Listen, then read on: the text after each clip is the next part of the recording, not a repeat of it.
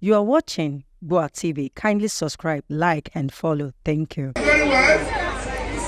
Do you still have your ticket with you?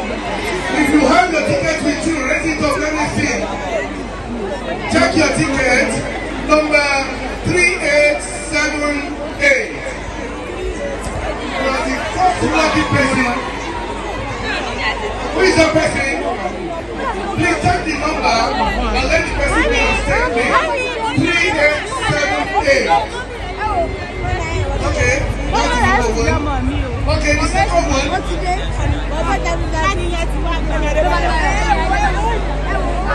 Okay, thank you. We have a special gift for you from Design Bricks. From Design Bricks. Please, a round of applause for Design Bricks. We appreciate you. We'll be escorting you next year, please.